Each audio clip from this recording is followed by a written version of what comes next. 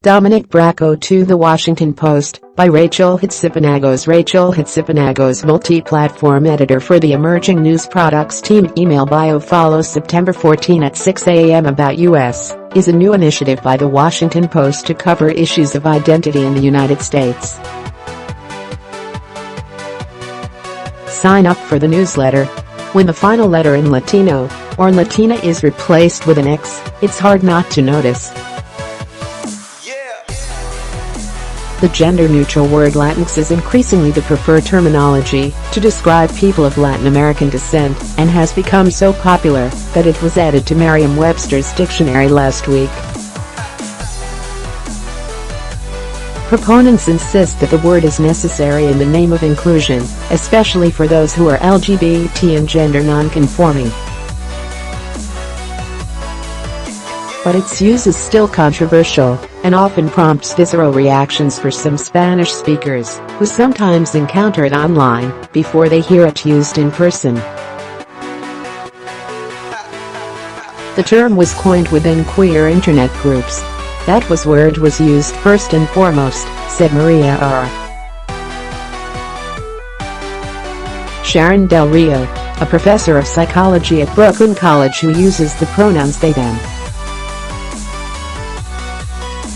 Latinx first surfaced in popular usage more than a decade ago, although Sharon Del Rio points out that the LGBT community used it long before then. According to data from Google Trends, which tracks the popularity of words in its search engine, Latinx spiked in popularity in 2016.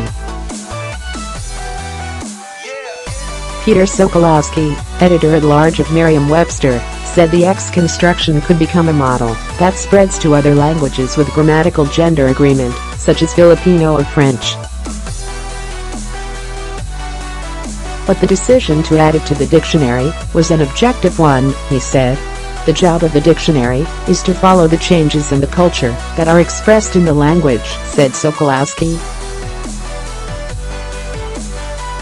The only constant in language is change, and we want to keep up. A new report says Hispanic identity is fading. Is that really good for America? Although the term has increased in frequency as an alternative to the collective Latino, Latinoa or Latin, some argue that it's insensitive to the Spanish language, in which all nouns carry a gender, and there is no obvious way to pronounce the letter X. When Latinx-focused publications such as Remezcla use the term, it's often met with criticism. In a Facebook comment for a Remezcla story, reader Sandra Velez said the publication's use of Latinx amounted to anglicizing the Spanish language. Do they hate or revile their Hispanic Latino ancestry so much they are willing, unwitting, accomplices in erasing their own heritage? Because that's exactly what's happening, she wrote. Orietta Ramirez, a 56-year-old New Yorker who works in human resources, is a first-generation daughter of Chilean immigrants who prefers to use Latina for herself, or Latinos in reference to a group.